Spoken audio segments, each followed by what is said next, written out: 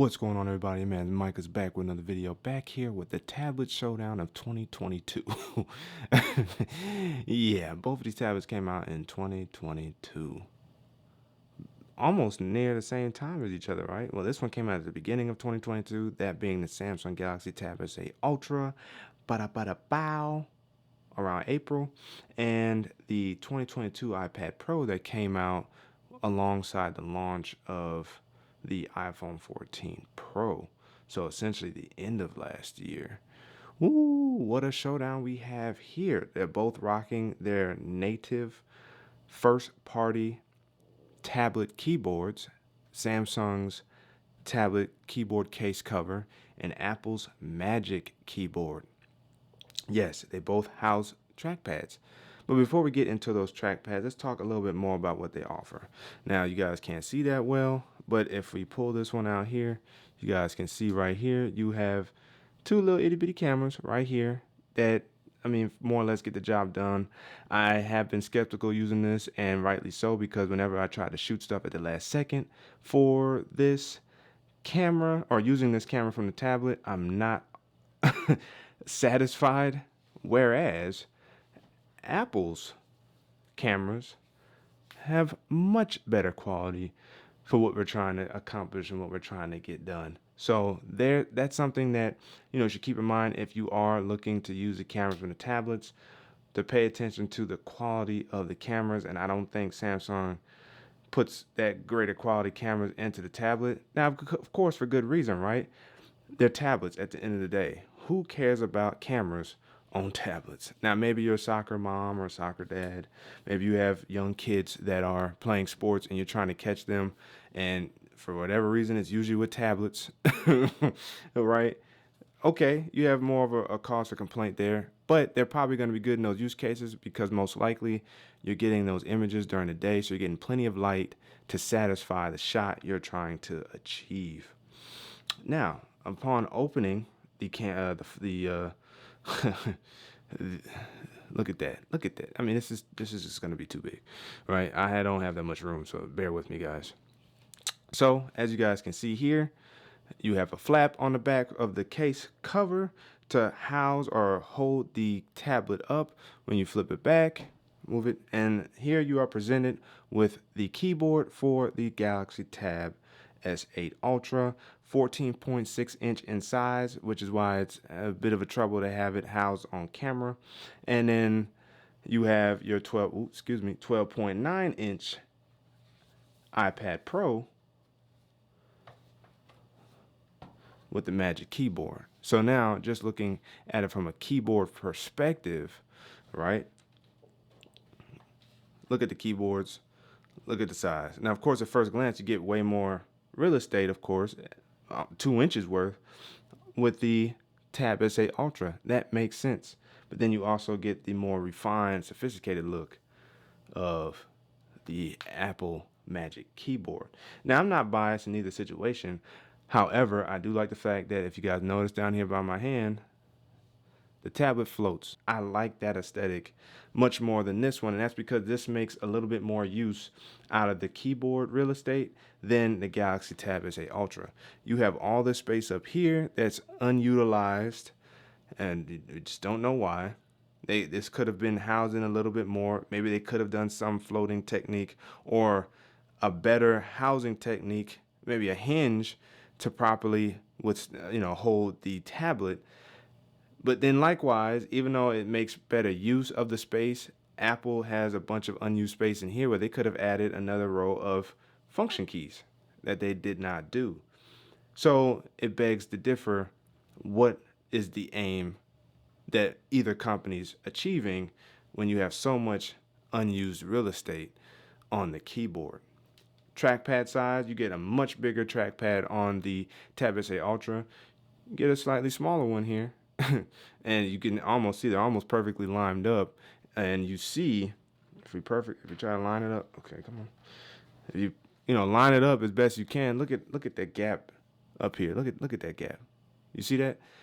However, this is what I'll say about the keyboard use. Not bad on the Tab S8 Ultra. It's not bad. However, now that I've used the trackpad with the Apple Magic Keyboard on the iPad Pro, The trackpad is way more responsive, way more accurate, and you can control that even more so within the settings. You can control to some degree trackpad settings on the Galaxy Tab S8 as well. However, I do notice if not, there's a little bit of lag. It just feels like it's a little bit slower than Apple's trackpad. So that is a win in Apple's department there. So now, what's next to talk about? Well, the screen size and the speakers. They both have very great sounding speakers, tuned by AKG and I believe Dolby Atmos. Solid speakers here. If I hit this, if I hit that. All right, so as you see, you got red going on over here. We got blue going on. So how about we take these tablets out of the keyboard and talk about more tablet specific stuff. All right, so after all that fun finagling, now we have both of the iPads in place, or both of the tablets in place. And starting off with Samsung's Galaxy Tab S8 Ultra, it has been a joy to use since having it. I love the screen real estate size. This feels just as heavy as the iPad Pro in the keyboard case. And that's even with the keyboard case for the tablet, which is insane, right? Look how big that is. Look at this. This is giant. This is massive. But this is also very, very luxurious, in my opinion. Of course, you get the notch up there with the two cameras, which are actually pretty good. The front-facing cameras are really good, and they where they housed them was very smart because most people use tablets and big tablets like this in landscape mode. So when you're doing Zoom calls, when you're doing duo calls or whatever video app service you want to use, maybe even recording content for social media, you're going to have it in landscape mode, and that's the perfect place to put them. Of course, having widgets on here, this is what my layout has more or less looked like more recently with One UI 5.1.1. But this is the Tab S8 Ultra. Now, the iPad Pro, 12.9 inches, more 4:3 scale as opposed to 16:10.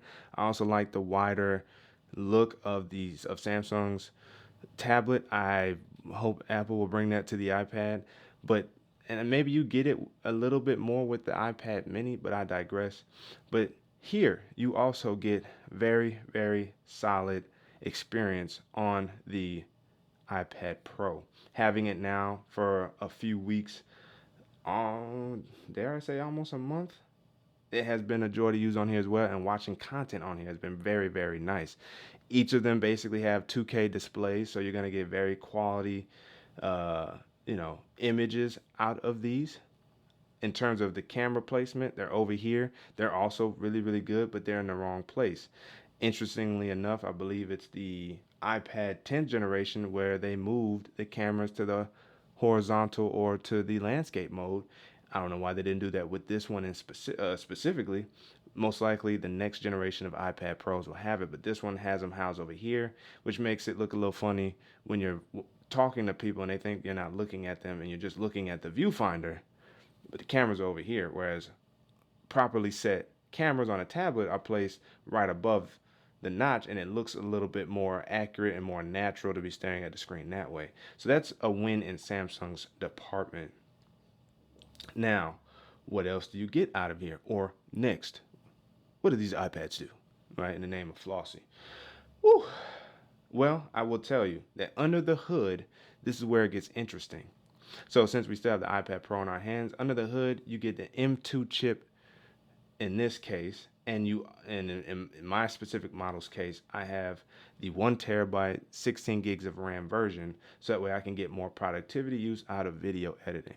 If I was not a video editor, I would have very much so been happy with the 512 gig model and 8 to 12 gigs of RAM, but I needed the extra RAM and the extra space for storage.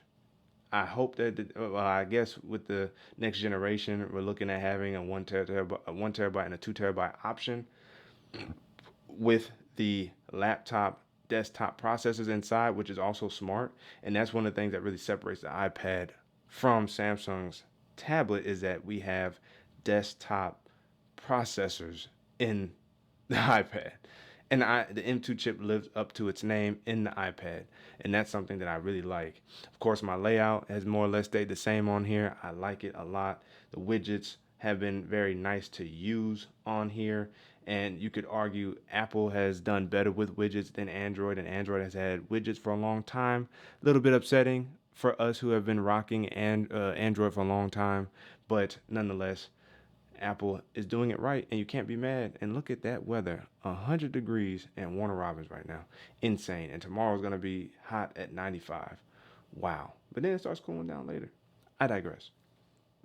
Now, upon setting this tablet over here, we grab this bad boy. Now, what's under the hood here? Well, we still have Android processors. And you get the Snapdragon 8 Gen 1 in the Tab S8 Ultra. The Tab S9 Ultra has the Snapdragon 8 Gen 2. So we see that they're still on the mobile chipset for Android. And I mean, but I guess it would be hard for them to have anything else unless in Google really put their foot into the Tensor chips or the G chips, whatever you want to call them, or Samsung revitalized Exynos and really made it a big deal, but those are not desktop level performances. They would have to actually license or get in contact with an AMD or with Intel to put the chips in the tablets, and that's where Apple's probably going to win because Apple has their own silicon that they can put in their tablets. That's why you get more refined and a more fresh, complete, cohesive experience with Apple's device over Samsung's or an Android's nonetheless. And that's where Android falls short and Apple wins and gets a point there because of processor use and capabilities, and the use of RAM is better on the iPad than the Tab S8 Ultra. And that's where it's unfortunate. And again, although these widgets are nice, they're not as clean as their counterparts. And that's where, again, Apple gets the points there. So at the end of the day, when we talk about what is the point in having these tablets, so to speak, and this can go pretty far back, right? What can we do, right? What is the point? Now, Android wins when it comes to file management. File management on here is way better, way more clean on Android than the file experience on here. And that's my finished project for Resolve. But if you just want to look at my iCloud Drive or on my iPad, even if you're trying to organize, for me, when it came to video organization, I found that better to be in the Photos app where you see all them photos. But if you come over here and look at my media types, and as I scroll through my albums, this is where you start noticing where my organization kicks in for my videos. And this is where it's a lot easier to find stuff. And it's a little unfortunate, of course, but, hopefully we'll get a better file management system from Apple in the near future. That point goes to Android. But ultimately, what are you trying to use the tablets for, right? Do you just want a big screen and watch stuff on? They're both going to win there. But when it comes to productivity, this is what brought me over to Apple. It was the iPad Pro. It wasn't even the iPhone. It wasn't the iPad. It was the iPad Pro having the M chips.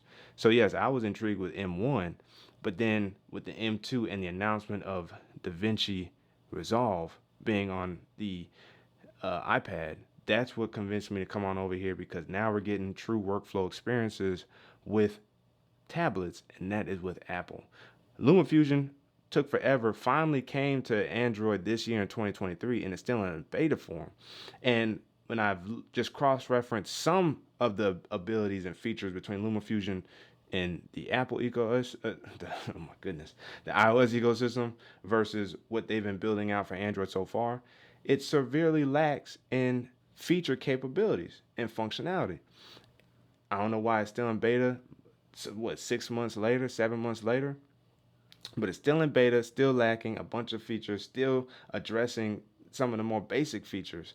And so why is that so hard? Why is that something so difficult for developers to get down when it comes to Android? You would think Android, being known as the most customizable platform, would be more easy to optimize for, but maybe it's not when you consider the amount of different OEMs that manufacture products, the different type of software experiences with those OEMs and what they expect and want, and the different screen ratio sizes that you get all across the Android platform. Whereas Apple is only Apple, nobody else, and you have a few different sizes to choose from. 8-inch, 9.7-inch, 10.5-inch, 11-inch, and 12.9-inch. And maybe soon the 11 goes to 11.1 and the 12.9 goes to 13. And maybe they added 14, but you see 5 to 6 different sizes and one standard format in 4x3. Whereas here you could have a 16x10, you could potentially have a 16x9, you can have a 4x3. I mean, it's just like the list goes on and on. So it's like, who do they develop for, right? Who do Android developers develop for? Of course, my thought is just develop for Google and Samsung, because they're the only ones that are making tablets and are pushing software to tablets, and those are the ones that also dominate in terms of tablet use. And I mean, if you want to count Amazon, Kindle Fires, and all that type of stuff, maybe okay, but primarily Google and Samsung. Don't worry about anybody else. In the very early days of tablets, Sony was actually the ones that was really pushing the needle when it came to tablets. If anybody remembers that Z4 tablet, I wanted that one so bad. Or was it that one or the Z5? But they definitely had a Z4 or Z5 tablet that was beautiful in size, and I think one of them may have reached 4K. And they also, side note, the only ones pushing 4K when it comes to screen resolution. Mini LED, OLED, OLED should be coming soon. That's where Samsung gets credit. But as you approach these bigger sizes with the 12.9s and up and the 14.6s and up, how have we not achieved 4K across either platform? We need 4K on tablets. Those are my thoughts before I go in anymore, right? These are the ultimate kings of the tablet space in Samsung's Galaxy Tab S8 or S9 Ultra and the iPad Pro, the big boys. These are the kings of the tablet game. Let me know down in the comment section below what you guys think of either one. Are you excited that Samsung brought a bigger 14-inch size to the tablet game? Are you hoping Apple brings a bigger size in 12.9, or are you satisfied with 12.9? Do you hope that the file management system improves on Apple, or could you care less? Do you hope that they bring more productivity to Samsung and Android tablets as a whole, or do you not care? Which ones do you ultimately rock with?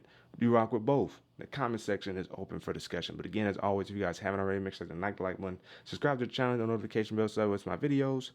So that way, sit back, chillax, and see what's cracking. With your man Micah signing out, and until the next video.